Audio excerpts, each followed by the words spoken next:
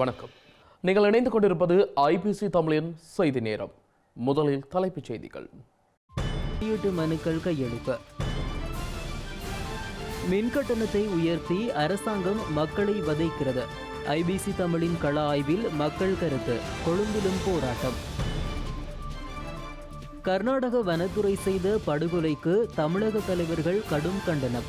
வாழ்வாதாரத்துக்காக மீன்பிடித்த தமிழர் சுட்டுக் கொல்லப்பட்ட துன்பியல். பிரித்தானிய தூதரக ரஷ்ய உளவாளிக்கு 13 ஆண்டு கால சிறை தண்டனை.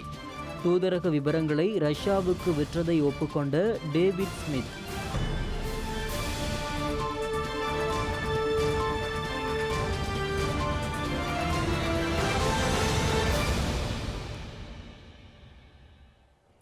விரிவான செய்திகள் தொடர்கின்றன. இலங்கையின் கேந்திர முக்கியத்துவம் வாய்ந்த திருகோணமலையில் அமெரிக்கா இந்தியாவுடன் இணைந்து படைத்தளம் ஒன்றை உருவாக்க முயல்வதான பேச்சுக்கள் அடிபட ஆரம்பித்துள்ளன. அமெரிக்காவின் இந்தோ பசிபிக் பிராந்திய பாதுகாப்பு விடயங்களை கையாளும் உயர் அதிகாரி ஜெடிடியா ட்ரோயல் தனது குழுவுடன் இலங்கைக்கு சென்று திரும்பிய நிலையில் இந்த பேச்சுக்கள் வந்துள்ளன. இந்த நிலையில் ஸ்ரீலங்கா அரசாங்கத்துடன் இந்த விடயம் குறித்து பேச தமது தரப்பு செல்லவில்லை என அமெரிக்கா வலிந்து அறிக்கையிட்டுள்ளவை ஊகங்களை எழுப்பியுள்ளது. 29 பேர் அடங்கிய அமெரிக்க பாதுகாப்பு குழு 2 பாரிய வான்கலங்களில் இராணுவ தளபாடங்களுடன் இந்த வாரம் இலங்கைக்கு சென்று திரும்பியமை குறிப்பிடத்தக்கது. இந்த விடயம் குறித்த விரிவான பார்வை செய்தி அறிக்கையின் இறுதியில் வரும் இன்றைய பார்வை பகுதியில் இடம்பெறும். ஐநா மனித உரிமை பேரவையில் அடுத்த மாதம் இடம்பெறவுள்ள 52வது கூட்டத்தொடரை மையப்படுத்திய மனிதநேய மிதிவண்டி பயணம் இன்று பிரித்தானிய தலைநகர் லண்டனில் இருந்து புறப்பட்டுள்ளது. இன்று ஆரம்பித்த இந்த பயணம் அடுத்த மாதம் 6ஆம் தேதி ஜெனீவாவில் உள்ள ஐநா மனித உரிமை பேரவை முன்றலை சென்றடைய உள்ளமை குறிப்பிடத்தக்கது. இலங்கையில் இடம்பெற்ற தமிழ் மக்கள் மீதான படுகொலைக்கு அனைத்துலக சுயாதீன விசாரணை கோரியும் தமிழர்களுக்கு சுதந்திரமான நிரந்தர அரசியல் தீர்வை வலியுறுத்தியும் இன்று காலை 10 மணியளவில் பிரித்தானிய பிரதமரின் வதிவிடத்திற்கு அருகில் இந்த பயணம் ஆரம்பிக்கப்பட்டிருந்தது. முதலில் பிரதமர் பணியகம் மற்றும் வெளிவிவகார அமைச்சு பணியகங்களில் முறையீட்டு மனுக்கள் கையளிக்கப்பட்டிருந்தன. அதன் பின்னர் ஜெனீவாவை நோக்கி மிதிவண்டி பயணம் ஆரம்பிக்கப்பட்டுள்ளது. பயணத்தின் வழியில் கன்சர்வேட்டிவ் மற்றும் தொழிற்கட்சி தலைமையகங்களிலும் முறையீட்டு மனுக்கள் கையளிக்கப்பட்டுள்ளன. இதன் பின்னர் லிப்டம் எனப்படும் தாராளவாத ஜனநாயக கட்சியின் தலைவருடனும் அவரது பணியகத்தில் பயண செயற்பாட்டாளர்கள் சந்திப்பை நடத்தி முதல் நாள் பயணத்தை முடித்துள்ளனர். நாளை மீண்டும் தொடரும் இந்த பயணம் நெதர்லாந்தின் ஹேக் நகரில் உள்ள அனைத்துலக குற்றவியல் நீதிமன்றம் மற்றும் ஐரோப்பிய நாடாளுமன்றம் ஊடாக பயணித்து அடுத்த மாதம் 6ஆம் தேதி ஜெனீவாவில் உள்ள மனித உரிமை பேரவையை சென்றடைய உள்ளது. இதேபோல பிரான்ஸ் தமிழ் சோலை கல்வி அமைப்பு தஞ்சாவூர் தமிழ் பல்கலைக்கழகம் மற்றும் தமிழ் இணைய கல்விக் கழகத்துடன் இணைந்து எதிர்வரும் ஞாயிற்றுக்கிழமை நடத்தவுள்ள பட்டமளிப்பு விழாவிற்கான ஏற்பாடுகள் பூர்த்தியடைந்துள்ளன. பிரான்ஸ் தமிழ்ச்சோலை தலைமை பணியகம் தனது வெள்ளிவிழா ஆண்டில் சக கல்வி சேவை அமைப்புகளான தமிழகத்தின் தஞ்சாவூர் தமிழ் பல்கலைக்கழகம் மற்றும் தமிழ் இணைய கல்விக் கழகத்துடன் இந்த பட்டமளிப்பு விழாவை நடத்த உள்ளது. பிரான்ஸ் தமிழ்ச்சோலையை பொறுத்தவரை அதன் 2வது இளம்கலை தமிழியல் பட்டமளிப்பு விழா இதுவாகும். நாளை மறுதினம் 2 அமர்வுகளாக இந்த விழா இடம்பெற உள்ளது. முதற்கட்ட அமர்வில் 32 பட்டதாரிகள் தமக்குரிய பட்டங்களை பெற உள்ளனர்.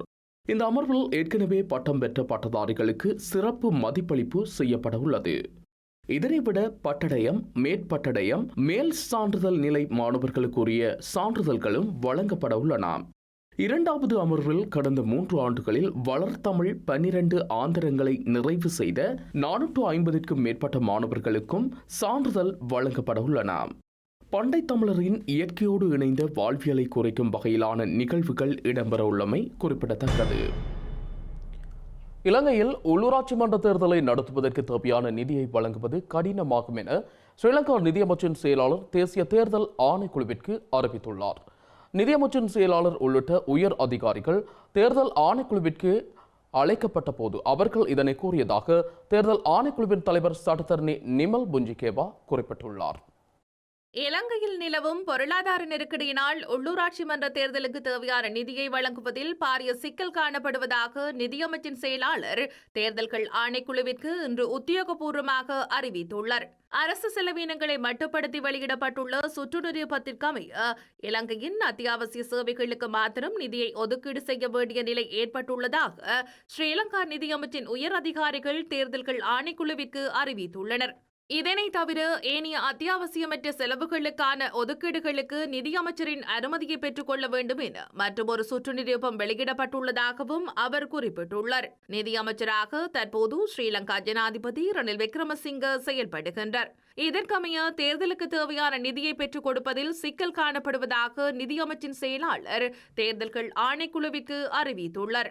இதேவேளை எதிர்வரும் 22, 23, 24 மற்றும் 28ஆம் திகதிகளில் நடைபெற இருந்த உள்ளூராட்சி மன்ற தேர்தலுக்கான தபால் மூல வாக்களிப்பு குறித்த தினங்களில் இடம்பெறாது என்றும் அதற்கான தினம் பின்னர் அறிவிக்கப்படும் என்றும் ஆணைக்குழு இன்று உத்தியோகபூர்வமாக அறிவித்துள்ளது. வாக்குச்சீட்டுகளை அச்சிடுவதற்கு போதிய நிதி வழங்கப்படாத காரணத்தினால் தமது நிறுவனத்தினால் அச்சிட முடியாத நிலை ஏற்பட்டுள்ளதாக அரசு அச்சகம் தெரிவித்திருந்த நிலையில் நிதியமைச்சின் செயலாளரினால் இன்றைய தினம் இவ்வாறானதொரு அறிவித்தல் விடுக்கப்பட்டுள்ளமை குறிப்பிடத்தக்கது. இலங்கையில் மேற்கொள்ளப்பட்டுள்ள மின் கட்டண அதிகரிப்பிற்கு அமைய நேற்று இரவு முதல் உணவுப் பொருட்களின் விலைகளும் அதிகரிக்கப்பட்டுள்ளன. அதற்கமைய உணவுப் பொதிகளின் விலை 10% அதிகரிக்கப்பட்டுள்ளதாக சிற்றுண்டிச்சாலை உரிமையாளர்கள் சங்கத்தின் தலைவர் அசேல சம்பத் தெரிவித்துள்ளார். எனினும் ஏனைய சிற்றுண்டி வகைகள், தேநீர் உள்ளிட்டவற்றின் விலை அதிகரிக்கப்படவில்லை என்றும் அவர் தெரிவித்துள்ளார். இலங்கையில் மின் கட்டணம் அதிகரிக்கப்பட்டமைக்கு இணையாக நேற்று முதல் தமது உற்பத்திகளின் விலைகளையும் அதிகரிக்க தீர்மானித்துள்ளதாக அகில இலங்கை சிறு தொழிற்சாலை உரிமையாளர்கள் சங்கம் தெரிவித்துள்ளது. உணவு பொதியிடும் கடதாசி மற்றும் பொலித்தீன்கள் 5 ரூபாய் வரை அதிகரிக்கப்பட்டுள்ளதுடன் பொலித்தீன் பைகள் உள்ளிட்ட உற்பத்திகளை 15 முதல் 20 ரூபாய் வரை அதிகரித்துள்ளதாக அகில இலங்கை சிறு தொழிற்சாலை உரிமையாளர்கள் சங்கம் தெரிவித்துள்ளது. இதனிடையே அதிகரிக்கப்பட்டுள்ள மின் கட்டணத்திற்கு ஏற்ப தகவல் தொடர்பாடல் சேவைகள், தொழில்துறை மற்றும் உற்பத்தி சேவைகளின் விலைகளை உயர்த்த தீர்மானிக்கப்பட்டுள்ளது. அகில இலங்கை தொடர்பாடல் உரிமையாளர்கள் சங்கம் நிழல்பட பிரதியொன்றின் விலையை 5 ரூபாவினால் அதிகரித்துள்ளது. அடையாள அட்டையின் பிரதி 10 ரூபாவிலிருந்து 15 ரூபாவாகவும், ஒரு பக்க எழுத்து பிரதியொன்றிற்கான கட்டணம் 15 ரூபாவிலிருந்து 20 ரூபாவாகவும் அதிகரிக்கப்பட்டுள்ளது. இலங்கையில் மின் கட்டண அதிகரிப்பு மக்களிடம் அதிர்ச்சி கலந்த ஏமாற்றத்தை ஏற்படுத்தியுள்ள நிலையில் மின் கட்டண அதிகரிப்பிற்கு எதிர்ப்பு தெரிவித்து இன்றும் ஸ்ரீலங்கா எரிசக்தி அமைச்சிற்கு முன்பாக சிறிய மக்கள் குழு ஒன்று கவனஈர்ப்பு போராட்டத்தில் ஈடுபட்டிருந்தது. மின்சார கட்டணம் அதிகரிக்கப்படுவதற்கு எதிர்ப்பு தெரிவித்து மின்சக்தி எரிசக்தி அமைச்சிற்கு முன்பாக நேற்று ஆரம்பிக்கப்பட்டிருந்த சத்தியாகிரக போராட்டம் இன்றும் இடம்பெற்றிருந்தது. மின்கட்டண அதிகரிப்பை உடனடியாக நிறுத்துங்கள் என்ற கோஷத்தின் கீழ் ஆர்ப்பாட்டத்தில் ஈடுபட்ட குழுவினர் அமைச்சின் பிரதான வாயிலை மூடுமாறு பதாதை ஒன்றையும் கையில் ஏந்தியவாறு ஆர்ப்பாட்டத்தில் ஈடுபட்டனர். எனினும் பிரதான வாயிலை முற்றுகையிட்டால் கைது செய்யப்படுவீர்கள் என காவல்துறையினர் எச்சரிக்கை விடுத்திருந்தனர். இதனையடுத்து மக்கள் கலைந்து சென்ற போதிலும் குறித்த கவனஈர்ப்பு போராட்டம் தொடர்ச்சியாக முன்னெடுக்கப்படும் என அறிவித்துள்ளனர். இந்த நிலையில் மின்சார கட்டண அதிகரிப்பால் உணவுப் பொருட்கள் உள்ளிட்ட அத்தியாவசிய தேவைகளுக்கான செலவுகளும் அதிகரிக்கப்பட்டுள்ளமை மக்கள் மத்தியில் மிகுந்த விசனத்தை ஏற்படுத்தியுள்ள நிலையில் இதுகுறித்து யாழ்ப்பாணத்தில் உள்ள மக்களிடம் ஐபிசி தமிழ் கருத்துக்களை கேட்டறிந்து கொண்டது. இந்த சுமையும் வளமை போன்று ஏழை மக்களுக்கே அதிக கஷ்டத்தை வழங்கியுள்ளதாக யாழ்ப்பாண மக்கள் தெரிவித்தனர். இலங்கையில் பொருளாதார நெருக்கடி காணப்படும் நிலையில் பொதுவாக ஏற்கனவே அதிகரிக்கப்பட்ட விலைகளின் காரணமாக பொதுமக்கள் அதிகளவில் பாதிக்கப்படக்கூடிய சூழல் இருந்த நிலையில் தற்போது நேற்று முன்தினம் முதல் மின் கட்டணமும் அதிகரிக்கப்பட்டுள்ளமை மக்கள் மத்தியில் பாரிய சவாலை ஏற்படுத்தியுள்ளது. நகர பிரதேசங்களில் உள்ள உணவகங்களில் உணவுகளின் விலைகள் அதிகரிக்கப்பட்டிருந்த நிலையில் இந்த மின் கட்டண அதிகரிப்பு மூலமாக உணவுகளின் விலைகள் மேலும் அதிகரிக்கப்பட்டுள்ள நிலையில் மக்கள் பெரும் அசௌகரியங்களுக்கு முகம் கொடுப்பதை அவதானிக்கக்கூடியதாக இருக்கின்றது. இன்றைய தினம் நாம் யாழ்ப்பாணம் நகரில் உள்ள மக்களிடம் இந்த விடயம் தொடர்பாக மின்கட்டண அதிகரிப்பு, பொருட்களின் விலை அதிகரிப்பு தொடர்பான கருத்துக்களை பெறுவதற்காக நாம் இந்த கள ஆய்வில் ஈடுபட்டிருக்கின்றோம். நாங்கள் உழைக்கிறது சாப்பிடவே பத்தாள கட்டத்திலே இருக்கிறோம். தண்ணிக்கு காசு, கரண்ட்டுக்கு காசு, அதுக்கு காசு, இதுக்கு காசுன்னு எல்லாம் டபுளாக போய்கொண்டிருக்கு. பேங்கு வட்டி எல்லாத்துகள் இதுகள்னு சொல்லி எல்லாத்தையும் ஏற்றி விட்டுருக்காங்க. எங்களால் இப்போ சிவிக்கலா கட்டத்திலே இருக்குது. எங்கடா கரண்ட்டை இந்த மாதம் கட்டி போட்டு திரும்பி பார்த்தா அடுத்த மாதம் டபுளாக வந்து நிற்குதுன்னு சொன்னால் எல்லாம் வட்டிகள் குட்டிகள்னு சொல்லி கணக்காக போடுறாங்க. அது அவங்களே குறை சொல்லிடாது. இருந்தாலும் எங்களுக்கு அது கட்டுப்படி ஆகுதில்லை. ஒரு பல்பாக போடுறதாலே நாங்கள் பயப்பட்டு போட வேண்டிய காலமாக கிடைக்கும். அதோட இப்போ நாங்கள் 5000 ரூபா ஜலங்களே சாப்பிட காணாது. சாமான் சக்கரெல்லாம் அம்பில்லை, அரிசி சீனி மாவெல்லாம் அம்பில்லை, கை நீட்டு இல்லாது, பெட்ரோல் டீசல் ஓடி ஒரு வாகனத்தை தொழிற்சி இல்லாது. அப்படியான கட்டத்தில் வாழ்கிறோம். என்ன செய்யறது, இந்த நாட்டில் பிறந்துடும்ன்றதுக்காக வாழ்ந்து கொண்டு போகிறோம். உழைக்கிற பெரிய கஷ்டம் சரியோ. இப்போ இந்த பொருளாதாரம் நாங்கள் 1000-500 சம்பளத்தை கொண்டே பிள்ளைக்கு மாப்படியாக வாங்குறதோ நாங்கள் சாப்பிட்றதோ பொருளாதார சாப்பாட்டுக்கே உழைக்கல. இப்போ நாங்கள் விடிய சாப்பாடு நிப்பாட்டி போட்டோம். என்ன ஒரு கொஞ்ச நாளாக மத்தியான சாப்பாடு நிப்பாட்ட வேண்டிய கட்டம் தான் போகுது. இப்படியே போகிற போக்கா பார்த்தா தேவையான செய்கிறது தேவையில்லாமல் சும்மா பொருளாதாரத்தை கூட்டி எங்களை சாக்கொள்கிறான். டாவி மீன் சந்தையில் போனால் ஒரு கிலோ மீன் 2000 ரூபா சொல்கிறான். 50 ரூபாய்க்கு முந்தின காலகட்டத்தில் 50 ரூபாய்க்கு வேண்ட 100 ரூபா சம்பளம் கேட்க 50 ரூபாய்க்கு வேண்ட மீன் இன்றைக்கு 2000 ரூபா. இவ்வளவுக்கு உயர்ந்திருக்கின்றதை நீங்களே உணர்ந்து பாருங்கள்.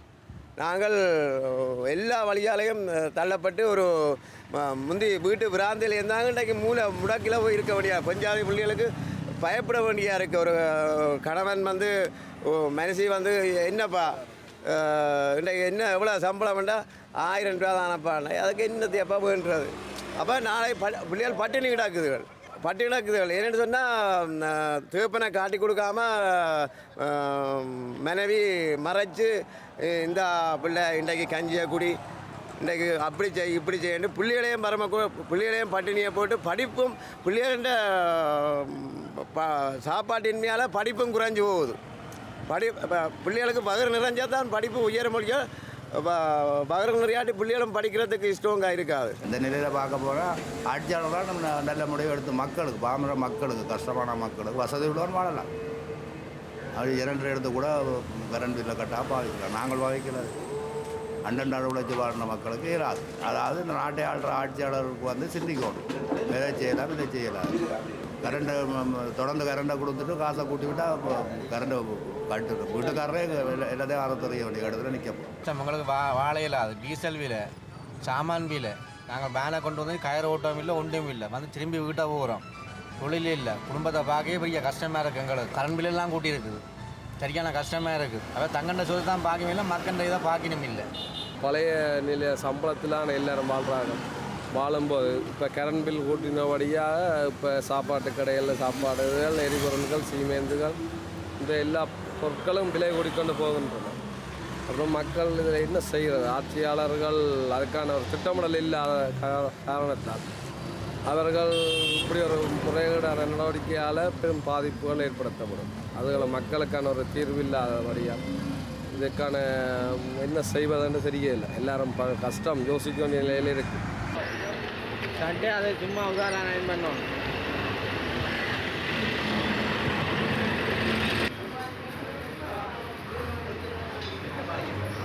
மக்களின் கருத்துக்களை பொறுத்தமட்டில் பெரும்பாலும் தற்போதைய பொருளாதார நெருக்கடிக்கு மத்தியில் இந்த விலை அதிகரிப்பு அவர்களுக்கு பாரிய சவாலை கொடுத்துள்ளதை அவதானிக்கக்கூடியதாக இருக்கின்றது. மேலும் இந்த பொருளாதார சவாலை எவ்வாறு மக்கள் எதிர்கொள்ளப் போகின்றனர் என்பதை பொறுத்திருந்துதான் பார்க்க வேண்டும். தற்போதைய தேர்தல் காலத்திலும் கூட தேர்தல் பிற்போடப்படலாம் என கூறப்படுகின்ற இந்த நிலையில் மக்கள் எவ்வாறான இந்த தேர்தலையும் எதிர்கொண்டு தங்களுடைய வாழ்வாதாரத்தை கொண்டு செல்கின்றனர் என்பதை பொறுத்திருந்துதான் பார்க்க வேண்டும். ஐபிசி தமிழ் செய்திகளுக்காக யாழ்ப்பாணத்திலிருந்து ஜஸ்டின். இலங்கையில் நடைபெறவுள்ள உள்ளூராட்சி மன்ற தேர்தலை ஒத்திவைக்க ஸ்ரீலங்கா அரசாங்கம் முன்னெடுக்கும் நடவடிக்கைகளுக்கு எதிராக ஐக்கிய மக்கள் சக்தி இன்று ஐரோப்பிய ஆணைக்குழுவிடம் மனு ஒன்றை கையளித்துள்ளது. கட்சியின் நாடாளுமன்ற உறுப்பினர் ஹர்சன ராஜகர்ணா உள்ளிட்ட கட்சியின் உறுப்பினர்கள் குழு ஒன்று இந்த மனுவை ஆணைக்குழுவிடம் கையளித்துள்ளது. இலங்கையில் நடைபெறவுள்ள உள்ளூராட்சி மன்ற தேர்தலை ஒத்திவைக்க ஸ்ரீலங்கா அரசாங்கம் பல முயற்சிகளை எடுத்து வருவதாக எதிர்க்கட்சிகள் தொடர்ச்சியாக குற்றம் சாட்டி வருகின்றன. இந்த நிலையில் அரசாங்கத்தின் ஜனநாயகமற்ற செயலையும் தேர்தலை ஒத்திவைக்கும் சூழ்ச்சிகளையும் எதிர்த்து ஐக்கிய மக்கள் சக்தி ஐரோப்பிய ஆணைக்குழுவிடம் மனு ஒன்றை கையளித்துள்ளது. இந்த விடயங்கள் தொடர்பில் ஐரோப்பிய ஆணைக்குழுவின் பிரதி தூதுவருக்கு தெளிவுபடுத்தப்பட்டதாகவும் கட்சியின் உறுப்பினர் ஹர்ஷன ராஜகருணா தெரிவித்துள்ளார். உள்ளூராட்சி மன்ற தேர்தலை நடத்தி நாட்டின் ஜனநாயகத்தை பாதுகாக்க தலையிடுமாறு ஐரோப்பிய ஆணைக்குழுவிடம் கோரிக்கை விடுக்கப்பட்டுள்ளதாகவும் அவர் மேலும் குறிப்பிட்டுள்ளார்.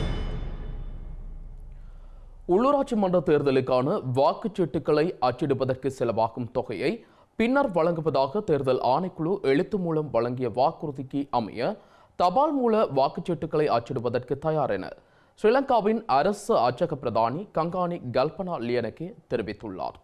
எனினும் காவல்துறையினர் பாதுகாப்பு வழங்காததால் அந்த நடவடிக்கையை இதுவரை ஆரம்பிக்க முடியாமல் உள்ளதாகவும் அவர் தெரிவித்துள்ளார்.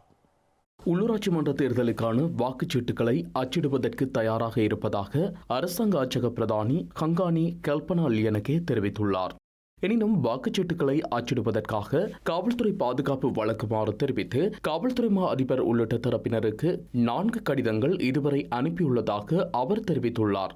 அத்துடன் வாக்குச்சீட்டுகளை பாதுகாப்பு இல்லாமல் இதுவரை அச்சிட்டு வந்தமை தொடர்பாக ஊழியர்களிடமிருந்து கடும் எதிர்ப்பு தெரிவிக்கப்பட்டுள்ளதாகவும் குறித்த வாக்குச்சீட்டுகளை மீள எண்ணி உறுதிப்படுத்த வேண்டியுள்ளதாகவும் அரசாங்க அச்சக பிரதானி தெரிவித்துள்ளார். இதேவேளை 12 மாவட்டங்களுக்கான உள்ளூராட்சி மன்ற தேர்தலில் தபால் மூல வாக்களிப்பிற்கான வாக்குச்சீட்டுகள் அச்சிட்டு முடிக்கப்பட்டுள்ளதாக அரசாங்க அச்சகம் தெரிவித்துள்ளது. இலங்கை உள்ளிட்ட சில நாடுகளின் கடன்கள் தொடர்பில் ஆராயும் புதிய இறையாண்மை கடன் வட்டமேசையின் முதலாவது மெய்நிகர் கலந்துரையாடல் இன்று நடைபெற்றுள்ளது. இலங்கைக்கான சர்வதேச நாணய நிதியத்தின் நிதியுதவி அடுத்த மாதம் கிடைக்கும் என ஸ்ரீலங்கா ஜனாதிபதி ரணில் விக்ரமசிங்க நம்பிக்கை தெரிவித்துள்ள பின்னணியில் இந்த கூட்டம் இன்று நடைபெற்றுள்ளது. சர்வதேச நாணய நிதியம், உலக வங்கி மற்றும் G20 குழுவின் தற்போதைய தலைமை நாடான இந்தியா ஆகிய தரப்புகள் இணைந்து எதிர்வரும் 23ஆம் திகதி முதல் 25ஆம் திகதி வரை நடத்தவுள்ள நேரடி வட்டமேசை சந்திப்புக்கு முன்னோடியாக இன்றைய தினம் இந்த கலந்துரையாடல் முன்னெடுக்கப்பட்டுள்ளது. சீனா, இந்தியா, சவுதி அரேபியா உள்ளிட்ட 7 நாடுகளின் அதிகாரிகள் முதலாவது மெய்நிகர் வட்டமேசை கூட்டத்தில் பங்கேற்றதாக சர்வதேச நாணய நிதியம் தெரிவித்துள்ளது.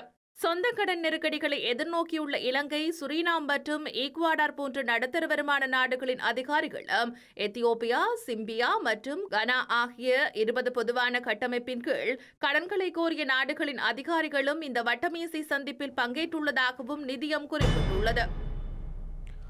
திருடர்களுக்கும் மோசடிக்காரர்களுக்கும் வாக்களிக்க வேண்டாம் என கோரும் மக்கள் விடுதலை முன்னணியின் தலைவர் அனுரகுமார திசாநாயக்க தனது வேட்பாளர் பட்டியலில் அவ்வாறானவர்களையே உள்ளடக்கியுள்ளதாக ஸ்ரீலங்கா பொதுஜன பெரமுன குற்றம் சாட்டியுள்ளது.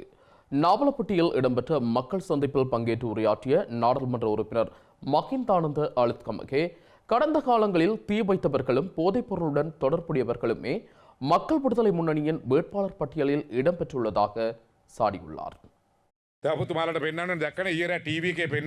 திருடர்களுக்கும் ஊழல்வாதிகளுக்கும் வாக்களிக்க வேண்டாம் என இன்று அனுரகுமார திசாநாயக்க கூறுகிறார். ஜேவிபி சார்பில் தேர்தலில் போட்டியிடுவோரின் விவரங்கள் இன்று எனக்கு கிடைக்கப்பெற்றுள்ளது. கண்டி கம்பளையில் உள்ள வங்கியொன்றில் தானியங்கி வங்கி இயந்திரம் உடைக்கப்பட்டதாக தொலைக்காட்சியில் காண்பிக்கப்பட்டது. இந்த 3 பேரே இதன் பின்னணியில் இருக்கின்றனர். புத்தளத்தில் திசை காட்டியில் போட்டியிடும் மிகவும் பிரபலமான மூவர் இவர்கள். இவர்களே புத்தளம் மாவட்ட நாடாளுமன்ற உறுப்பினரின் வீட்டிற்கு தீ வைக்க சென்றவர்கள். வீட்டிற்கு தீ வைத்து அங்கிருந்த துப்பாக்கியை திருடுகின்றனர். அந்த துப்பாக்கியை எடுத்து வந்து வங்கியை உடைக்கின்றனர். இதோ பாருங்கள், இவர்களே அனுரகுமார் திசாநாயக்க கட்சியில் உள்ள செயற்பாட்டாளர்கள். இவரே திசை காட்டியில் போட்டியிடும் ஹங்ககல வேட்பாளர். 2,20,000 திருடி 2 வருடம் சிறை சென்றவர். தற்போது திருடர்களுக்கு வாக்களிக்க வேண்டாம் என கூறுகிறார். இவர் திசை காட்டியில் பஸ்பாகே கோரளை வேட்பாளர். இவர் நாவலப்பட்டிய நகரில் அத்துமீறி கடையை நிர்மாணித்துள்ளார். அவருக்கு எதிராக நகரசபை வழக்கு தொடுக்கப்பட்டுள்ளது. மக்கள் விடுதலை முன்னணியின் வேட்பாளர்களுக்கு இவ்வாறு செய்ய முடியாது. இங்கு பாருங்கள், அம்பலாங்குட வேட்பாளர் உடல் உறுப்புகளை விற்பனை செய்து பிள்ளைகளை வெளிநாட்டுக்கு அனுப்புகின்றார். பிள்ளைகளின் உடல் உறுப்புகளை விற்பனை செய்தமை தொடர்பில் இவரை காவல்துறையினர் தேடுகின்றனர். வங்கி கணக்கிற்கு பணம் பெறுகிறது. இவர்கள் திசை காட்டியில் போட்டியிடும் வேட்பாளர்கள். உளவியல் ரீதியில் பாதிக்கப்பட்ட ஒருவரை துஷ்பிரயோகம் செய்த ஒருவர் திசை காட்டியில் போட்டியிடுகின்றார். நான் உங்களிடம் கேட்கின்றேன், அவர்களுக்கா வாக்களிக்குமாறு கூறுகிறார்? அதற்காகவா திசை காட்டிக்கு வாக்களிக்குமாறு கூறுகிறார்? ஆகவே திசை காட்டியில் போட்டியிடும் பெரும்பாலானவர்கள் கடந்த காலங்களில் தீ வைத்தவர்கள் மற்றும் போதைப் பொருளுடன் தொடர்புடையவர்களாக இருக்கின்றனர். இன்னும் 2-3 வாரங்களில் போட்டியிடும் பட்டியலில் அவர்கள் யார் என்பதை பார்க்க முடியும். மலேக மக்களுக்கான அபிவிருத்தி மற்றும் அரசியல் உரிமைகளை வென்றடிப்பதற்காகவே நெருக்கடியான காலகட்டத்தில் அமைச்சு பதவியை பொறுப்பேற்றதாகவும் மலேக மக்களின் குரலாகவே அமைச்சரவையில் செயற்பட்டு வருவதாகவும் இலங்கை தொழிலாளர் காங்கிரசின் பொதுச் செயலாளரும் நீர்வளங்கள் மற்றும் தோட்ட உட்கட்டமைப்பு அபிவிருத்தி அமைச்சருமான ஜீவன் தொண்டமான் தெரிவித்துள்ளார். பண்டாரவளை பகுதியில் இடம்பெற்ற மக்கள் சந்திப்பில் கலந்து கொண்டு உரையாற்றிய ஜீவன் தொண்டமான் மலையகத்தில் புதியதொரு அரசியல் கலாச்சாரம் உருவாக்கப்படும் எனவும் தெரிவித்தார். என் மீது ஒரு விமர்சனம் வந்துச்சு, எதுக்காண்டி அமைச்சர் பதவியை எடுத்தோம், அதுவும் ரணில் விக்ரமசிங்க அவர்களோட அரசாங்கத்தில். நான் இப்போ சொல்ல போகிற விளக்கம் நம்ம சமூகத்துக்கு இல்லை, ஏன்னா நம்ம சமூகத்துக்கு தெரியல எதுக்குன்னு, மாற்று சமூகங்களுக்கு புரிய மாட்டேங்குது. அதனால நான் இன்னொரு முறை தெளிவாக சொல்லிக்கிறேன். இன்னைக்கு இருக்க காலகட்டத்தை பொறுத்த வரைக்கும் வரலாறு ரொம்ப முக்கியம். இளைஞர்கள் கிட்ட நான் இதை சொல்ல விரும்புகிறேன். வரலாறு மிக முக்கியம். நம்ம வரலாறுல பார்த்தீங்கன்னா கிட்டத்தட்ட 30 வருஷம் நம்மளுக்கு பிரஜா உரிமை இல்லாமல் இருந்தோம். பிரஜா உரிமை இல்லாதது ஒரு சாதாரண விஷயம் கிடையாது. பிரஜா உரிமை இல்லைன்னு சொல்லும்போது மற்ற சமூகத்தை சார்ந்த நபர்கள், அவங்களோட முன்னோர்கள் எல்லாமே அரசாங்கம் மூலியமா பெற்ற கல்வி, பெற்ற சுகாதாரம், பெற்ற வீடமைப்பு வசதிகள், வீதி வசதிகள், இது அனைத்துமே நம்மளுக்கு 30 வருஷமா தராமல் இருந்துச்சு. ஏன்னா நம்ம எல்லாம் இலங்கை பிரஜைகள் கிடையாது. அதனால அந்த பிரஜா உரிமை நம்ம பெற்றுக் எடுத்தப்புறம் எந்த அரசாங்கம் வந்தாலும் கேபினெட்ல நம்மளோட பிரதித்துவம் கட்டாயம் இருந்தாங்க. காரணம் வேற எதுவுமே இல்லை. ஏன்னா அந்த 30 வருஷம் விட்டு கொடுத்ததை மீட்டெடுக்கும். அது மட்டும் இல்லாம நம்மளோட பல்வேறு வாழ்வாதார சம்பந்தமான பிரச்சனைகள் கேபினெட்ல முன் வைப்பாங்க ஒரு சட்டம். அதுல நம்மளுக்கு பாதகமா எந்த விஷயங்கள் வருது, சாதகமா எந்த விஷயங்கள் வருதுன்னு தட்டி பேசி எடுத்தாங்க. ஸ்ரீலங்காவின் முன்னாள் ஜனாதிபதி கோட்டாபய ராஜபக்சவிற்கு தற்போதைய ஜனாதிபதி ரணில் விக்ரமசிங்க பணி செய்வதாக ஐக்கிய மக்கள் சக்தியின் மகளிர் அணி தலைவி கிருணிகா பிரேமச்சந்திர விமர்சித்துள்ளார். ரணில் விக்ரமசிங்கவால் முன்னெடுக்கப்படும் நடவடிக்கைகளின் பாதகமான விளைவுகளை தாமும் தமது சகபாடிகளும் அனுபவிப்பதாக அவர் கொழும்பு ஊடகம் ஒன்றிற்கு இன்று தெரிவித்துள்ளார். ஸ்ரீலங்காவின் முன்னாள் ஜனாதிபதியின் உத்தியோகபூர்வ இல்லத்திற்கு அருகில் ஆர்ப்பாட்டத்தில் ஈடுபட்டு காவல்துறையினரின் கடமைகளுக்கு இடையூறு விளைவித்தமை தொடர்பிலான வழக்கில் ஐக்கிய மக்கள் சக்தியின் மகளிரணி தலைவி ஹிருணிகா பிரேமச்சந்திர உள்ளிட்ட 9 பேருக்கு கொழும்பு கோட்டை நீதவான் நீதிமன்றம் பிணை வழங்கியுள்ளது. கொழும்பு கோட்டை நீதவான் திலின கமகே முன்னிலையில் இந்த வழக்கு இன்று விசாரணைக்கு எடுத்துக் கொள்ளப்பட்ட போது ஹிருணிகா பிரேமச்சந்திர உள்ளிட்ட 9 பேரும் நீதிமன்றில் முன்னிலையாகி இருந்தனர். இதையடுத்து சந்தேக நபர்கள் ஒவ்வொருவரையும் தலா 1 மில்லியன் ரூபாய் சரீர பிணையில் விடுவித்து நீதவான் உத்தரவிட்டுள்ளார். எனினும் இந்த 9 பேருக்கும் எதிராக காவல்துறையினர் மீண்டும் ஒரு புதிய வழக்கொன்றை தாக்கல் செய்துள்ளனர். இதன்படி நாளை காலை 9 மணிக்கு கோட்டை காவல் நிலையத்தில் முன்னிலையாக வேண்டுமென சந்தேக நபர்கள் 9 பேருக்கும் அறிவிக்கப்பட்டுள்ளது. இது தொடர்பில் கருத்து தெரிவித்த ஹிருணிகா பிரேமச்சந்திர, தற்போதைய ஸ்ரீலங்கா ஜனாதிபதி ரணில் விக்ரமசிங்க தம்முடன் உள்ள தனிப்பட்ட பகையை தீர்த்துக் கொள்வதாகவும் அவர் ராஜபக்ச குடும்பத்தினரின் நலனுக்காக செயற்படுவதாகவும் குற்றம் சாட்டியுள்ளார். முன்னாள் ஜனாதிபதி கோட்டாபய ராஜபக்சவின் வீட்டுக்கு எதிரில் முன்னெடுக்கப்பட்ட போராட்டம் தொடர்பில் அவர் கருத்தில் கொள்ளாத போதிலும் ரணில் விக்ரமசிங்க மாத்திரம் அதனை ஒரு தீவிரமான விடயமாக எடுத்து செயற்படுவதாக ஹிருணிகா பிரேமச்சந்திர குறிப்பிட்டுள்ளார். மேலும் ஒரு சாதாரண பெண்மணியான தம்மை மௌனிக்கச் செய்ய ரணில் விக்ரமசிங்க கஷ்டப்பட தேவையில்லை எனவும் அவர் தெரிவித்துள்ளார். கிளிநொச்சி மாவட்டத்தில் சட்டவிரோத நில ஆக்கிரமிப்புகளால் கால்நடைகளுக்கான மேய்ச்சல் தரை மிகப்பெரிய சவாலாக மாறியுள்ளதாக கிளிநொச்சி கால்நடை வளர்ப்போர் கூட்டுறவு சங்கம் கவலை வெளியிட்டுள்ளது. கிளிநொச்சியில் இன்று இடம்பெற்ற ஊடக சந்திப்பில் கருத்து வெளியிட்ட சங்கத்தின் பொது முகாமையாளர் நிதி தேவன், கிளிநொச்சி மாவட்டத்தில் விவசாயம், கால்நடை வளர்ப்பு சார்ந்த துறைகளுக்கு முன்னுரிமை வழங்க வேண்டிய அவசியத்தையும் வலியுறுத்தியுள்ளார். ஆங்காங்கே இனங்காணப்பட்ட இடங்கள் மேய்ச்சத்திரையாக பயன்படுத்தப்பட்டு கொண்டிருந்தது. அந்த இடங்கள் தற்போது இடப்பெயர்வுக்கு பிற்பட்ட காலப்பகுதியிலே கால்நடை வளர்ப்பாளர்களுக்கு மிகப்பெரிய ஒரு இடையூறான நிலங்களாக மாறியுள்ளது. காரணம் அத்துமீறிய வயற் செய்கை, மற்றது குடியேற்றங்கள், அவ்வாறான நடவடிக்கைகள் மேற்கொள்ளப்பட்டதுடன் வனலாகாவால் எல்லையிடப்பட்டு அவர்களுடைய கட்டுப்பாட்டு பகுதியாக அது காணப்படுவதால் எங்களுடைய மாவட்டத்திலே கால்நடைகளை நாங்கள் மேய்ப்பதற்கு மிகப்பெரிய ஒரு சிரமம் ஏற்பட்டு கொண்டிருக்கிறது. கிளிநொச்சி மாவட்டம் என்பது விலங்கும் வேளாண்மையும் பின்னி பிணைந்த ஒரு மாவட்டம். ஆகவே எங்களுடைய மாவட்டத்தில் 2 விடயங்களுக்கும் துறை சார்ந்த ரீதியிலே முன்னுரிமை வழங்கப்பட வேண்டும். அதே போன்று கால்நடை என்பது ஒரு அடிமட்ட வாழ்வாதாரத்தை மேம்படுத்தக்கூடிய ஒரு விடயம். அந்த வகையிலே இம்முறை இந்த கால்நடை வளர்ப்பாளர்களுக்கு ஏற்பட்ட அந்த இழப்பு மிகப்பெரிய ஒரு இழப்பாகத்தான் காணப்படுகின்றது.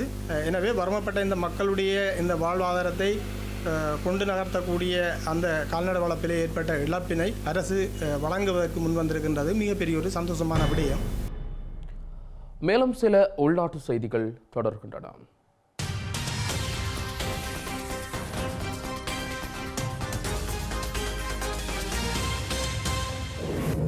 யாழ்ப்பாணம் வடமராட்சி கிழக்கு பிரதேசத்தில் இடம்பெறும் சட்டவிரோத கடற்றொழில் நடவடிக்கைகளை உடனடியாக கட்டுப்படுத்துமாறு கோரி இன்றைய தினம் வடமராட்சி கிழக்கு பிரதேச செயலகம் முன்பாக அமைதியான முறையில் ஆர்ப்பாட்டம் ஒன்று முன்னெடுக்கப்பட்டுள்ளது. வடமராட்சி கிழக்கு பிரதேசத்திற்கு உட்பட்ட 19 கடற்றொழிலாளர் கூட்டுறவு சமாசங்களின் பிரதிநிதிகள் கலந்து கொண்டு குறித்த போராட்டத்தில் ஈடுபட்டனர். இதன்போது வடமராட்சி கிழக்கு பிரதேச செயலக நிர்வாக உத்தியோகத்தரிடம் மனு ஒன்றும் கையளிக்கப்பட்டுள்ளது. யாழ்ப்பாணம் நாவற்குழி பகுதியில் எரிபொருள் நிரப்பு நிலையத்தில் வாழ்வெட்டு சம்பவம் ஒன்று இடம்பெற்றுள்ளது. எரிபொருளை பெறுவதற்கான இலத்திரனியல் குறியீட்டு அனுமதி பத்திரம் இல்லாத போதிலும் எரிபொருளை வழங்குமாறு தர்க்கத்தில் ஈடுபட்ட நிலையில் அதற்கு மறுத்த ஊழியர் மீதே வாழ்வெட்டு தாக்குதல் மேற்கொள்ளப்பட்டுள்ளது. இலங்கைக்கு ஜனவரி மாதம் முதல் இதுவரையான காலப்பகுதியில் 1,57,230 சுற்றுலா பயணிகள் வருகை தந்துள்ளதாக சுற்றுலா அபிவிருத்தி அதிகார சபை தெரிவித்துள்ளது. ரஷ்யா, இந்தியா, பிரித்தானியா, ஜெர்மன், பிரான்ஸ் ஆகிய நாடுகளில் இருந்து அதிக எண்ணிக்கையிலான சுற்றுலா பயணிகள் நாட்டிற்கு வருகை தந்துள்ளமை குறிப்பிடத்தக்கது. ஐக்கிய தேசிய கட்சி சார்பில் புத்தளம் மாநகர சபையில் போட்டியிடும் வேட்பாளர் ஒருவர் ஹெரோயின் போதைப் பொருளுடன் புத்தளம் ஊழல் ஒழிப்பு பிரிவினரால் இன்று கைது செய்யப்பட்டுள்ளார். போதைப் பொருளுடன் கைது செய்யப்பட்டவர் புத்தளத்தை சேர்ந்த 54 வயதுடையவர் என காவல்துறையினர் தெரிவித்துள்ளனர். யாழ்ப்பாண பல்கலைக்கழக முன்னாள் துணைவேந்தரும் கணிதத்துறை பேராசிரியருமான ரட்னம் விக்னேஸ்வரன் இன்றைய தினம் உயிரிழந்துள்ளார். மாரடைப்பு காரணமாக மரணம் சம்பவித்துள்ளதாக தெரிவிக்கப்பட்டுள்ளது. செய்தி நேரத்தில் நிறைவாக மீண்டும் தலைப்புச் செய்திகள். முறையீட்டு மனுக்கள் கையளிப்பு. மின் கட்டணத்தை உயர்த்தி அரசாங்கம் மக்களை வதைக்கிறது. ஐபிசி தமிழின் கள ஆய்வில் மக்கள் கருத்து. கொழும்பிலும் போராட்டம். கர்நாடக வனத்துறை செய்த படுகொலைக்கு தமிழக தலைவர்கள் கடும் கண்டனம். இத்துடன் ஐபிசி தமிழின் செய்தி நேரம் நிறைவடைகின்றது. உடனுக்குடன் செய்திகளை அறிந்து கொள்ள ibctamil.com என்ற நமது இணையதளத்தை பார்வையிடுங்கள். வணக்கம்.